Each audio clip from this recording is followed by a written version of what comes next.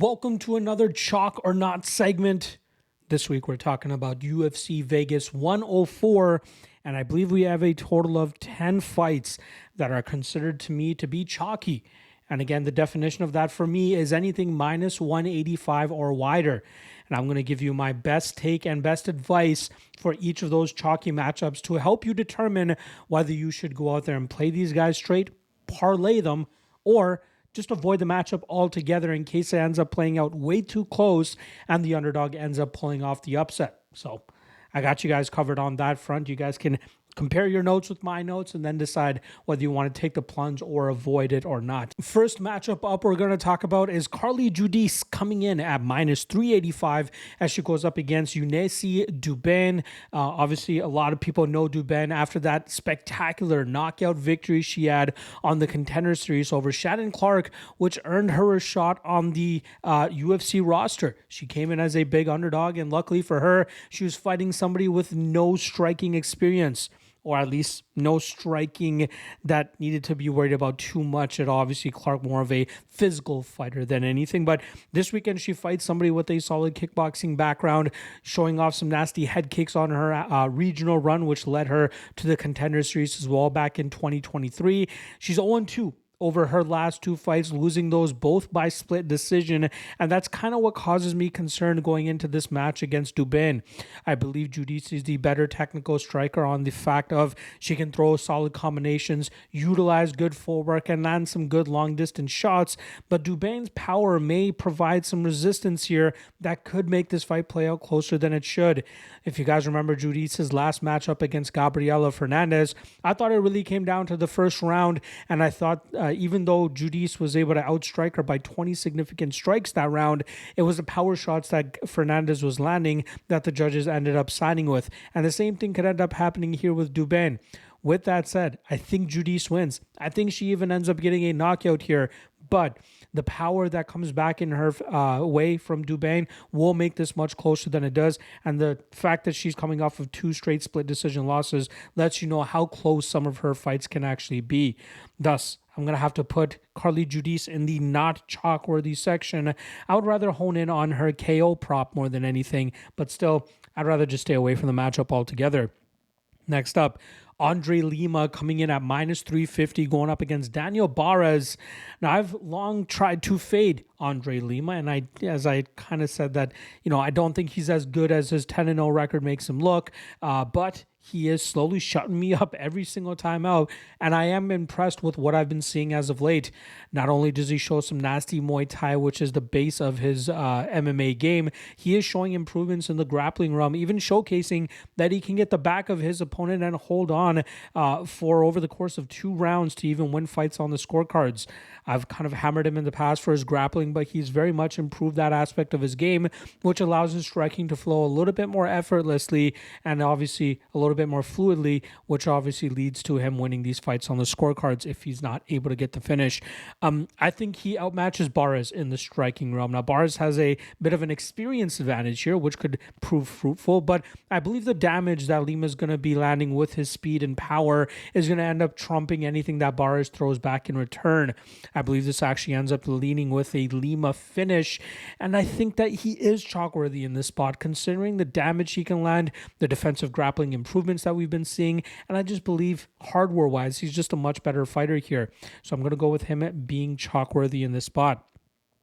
Next up, Josias Musasa coming in at minus 700 going up against Carlos Vera. Now, this is Musasa's first fight since earning his contract through the Contender Series, winning that matchup by split decision, a very close fight, but it was the explosivity and the power of Musasa that helped him get his hand raised. The majority of his wins on the regional scene coming by knockout, showcasing how explosive and nasty this guy can be in terms of the power that he brings. But some of the things that he's going to have to figure out once he gets or starts fighting in the UFC are the guys that are technically better than him, whether they're better technical strikers or better technical submission specialists, and that's what he's facing here in Carlos Vera. Vera trains alongside Ryan Hall and has that unorthodox BJJ game that he can lean on, and this might be the toughest BJJ specialist that Mousasi has fought to date. I get it. He can go out there and chin Vera, but if he's not able to, and Vera is able to leap onto his back or roll into a submission of some sort, Mousasi might be get wrapped up into a pretzel, something that he's not experienced in the past. So I am going to say that Mousasi is not chalk-worthy at minus 700. I think he knocks out Vera, but I believe this fight will end up playing out much closer than the odds indicate. Hence why I would rather not sweat out a minus 700 and maybe even consider a underdog shot on the submission prop on Carlos Vera, which I believe you can get around that plus 700, plus 750 mark. I'd rather play that than take the chalk on the Mousasi side. But like I said, Mousasi is not chalk-worthy in this spot. Next up, DR Nurgazi coming in at minus 340, going up against Brendison Ribeiro, who's looking to build upon his split decision victory over Caio Machado from back in November. Now, Nurgazi earned his contract in October through the Contender Series, knocking out his Polish opponent in the second round and showcasing more of a striking style than we've seen in the past, as he is more of a guy that looks to take opponents to the ground and batter them from that top position. I think we'll see him go back to that style in this matchup against Ribeiro to try to stay away from any of the knockout threat that Ribeiro can pull off, and I think that we'll see a very dominant performance here from the Kazakhstani fighter, leading to Nurgazi getting this finish inside the distance, and I think he is chalk-worthy at this current line. Next up, Stephanie Luciano coming in at minus 225, going up against Sam Hughes. Now, there is clear action coming in on the Hughes side, as Luciano actually found herself closer to minus 270, minus 290, not just 24 hours ago. And now there is clear action coming in on Hughes, bringing Luciano's line down to minus 225. Now, Luciano is a solid striker, showcasing good distance management, good long-range weapons, and that's what allowed her to win her UFC debut, finally shutting the rivalry with Talita Alencar after they went to a draw on the Contender Series. They rematched in Luciano's first UFC matchup. She was able to shut down the takedowns completely, well, stuffing 9 out of the 10 takedown attempts, but winning on all 3 scorecards on all 3 rounds, showcasing that she was the better striker that night. But she's going to have to develop a little bit more nastiness with her strikes, landing with a little bit more emphasis and damage if she wants to separate herself from the opponents that she's facing. Hughes can obviously very tough, very gritty, very difficult to put away, and I think she can mix up the game well enough to cause Luciano some trouble here. I ultimately think that Luciano's damage and striking advantage will end up being the difference maker here, as Hughes tries to get this into the striking or tries to get off on her own striking and then fails in terms of getting off on any success there. But I still believe the line is a little bit too wide for how close this could actually end up being, especially with Hughes' ability to pull away in deep water. So I'd be a little bit concerned paying the chalk on Luciano here. I think she wins, but I don't think she is chalk-worthy in this fight against Sam Hughes. All right, next up, Su Young Yu coming in at minus 625, going up against AJ Cunningham. Now, Cunningham was one of the more questionable signings from the UFC as of late, coming up short on the Contender Series against Stephen Nguyen, picking up a victory on the regional scene over an 8-10 opponent, and then getting that short notice call up to fight Ludovic Klein. He got absolutely mauled in that first round and eventually finished near the ending of it. And I think that just goes to show what level he's at. He's good at fighting regional fighters with not too much resistance, but once he fights somebody that will provide that resistance, that's where we see him start to come up short. And that's what he's going to face here in Su Young Yu, aka Jiu-Jitsu. This guy is very good in terms of getting fights into the grappling realm and then utilizing crafty and unorthodox scrambling techniques to cause guys issues getting into those dominant positions and eventually finding submissions or controlling opponents and winning fights on the scorecards. Something that we saw in his road to UFC fights was that he's improving the striking aspect of his game. He utilizes a solid, consistent leg kick / calf kick, but also is improving his ability to crash the pocket with big shots and rock and stumble his opponents as well.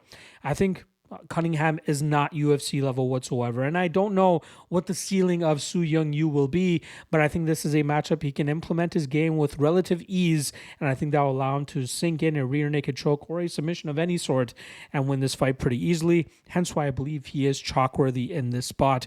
And again, minus 700 would be my limit of playing on a spot like this, but I think that Yu is far superior to Cunningham, and I think he'll be able to finish him with relative ease.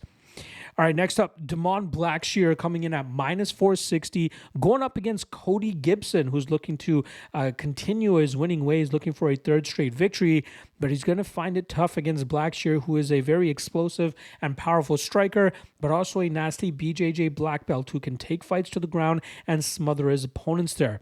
Now, where Blackshear has had issues in the past is when he's forced to go into deep water, especially in a grapple-heavy matchup, as he does start to slow in terms of his effectiveness. But I think he can get Gibson into these bad shots, buoyed by the power striking advantage he'll have here. That should shut down the technical striking of Gibson and take advantage of some of the holes in the wrestling game of Cody Gibson as well. Now, Gibson is a high school wrestling coach, so he's not a complete schmuck in the wrestling realm, but we've seen fights in the past where he's often fighting off of the defensive side of things more often than not, especially when fights get into the grappling realm. And I think Blackshear's power, physicality, and speed advantage will get him those first two rounds with relative ease here. It might be a little bit of a sweat in the third, but I think he should be good enough, as Gibson's not too big of a finisher, especially in deep water. Look for Blackshear to grind this fight out. I think he's chalk worthy, but again, this is kind of the limit, minus 460 of what I would even consider parlaying him at.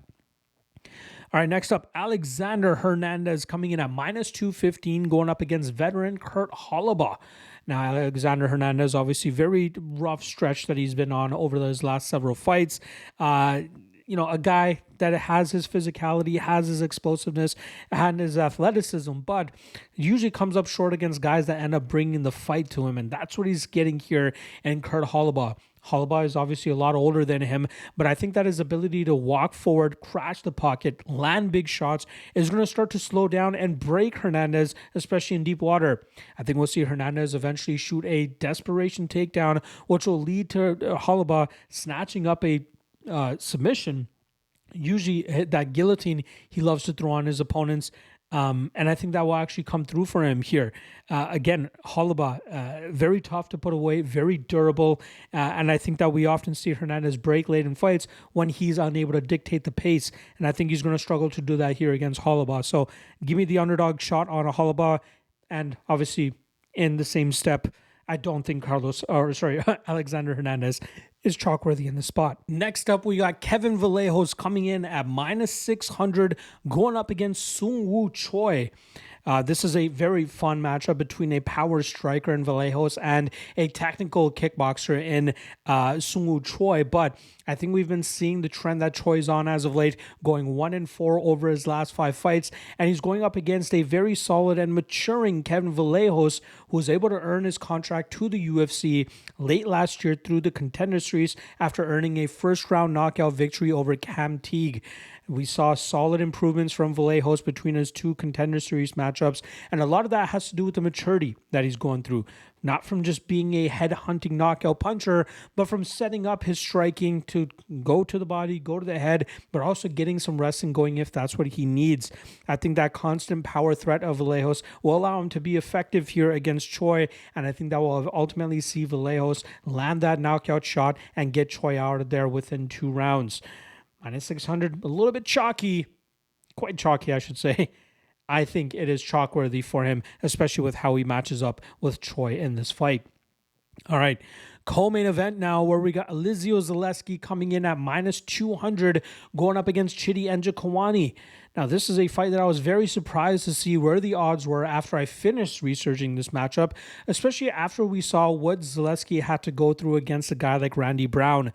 Now, Randy Brown is more of a kickboxer, and obviously Njokuani a little bit more of a Muay Thai specialist, and there is a little bit of concern in regarding the durability of Njokuani. But if he can stay safe, if he can implement his height and reach advantage and really batter Zaleski from distance, shutting down the wrestling game and grappling of Zaleski as well, he is very, active and live to pull off the upset in this matchup.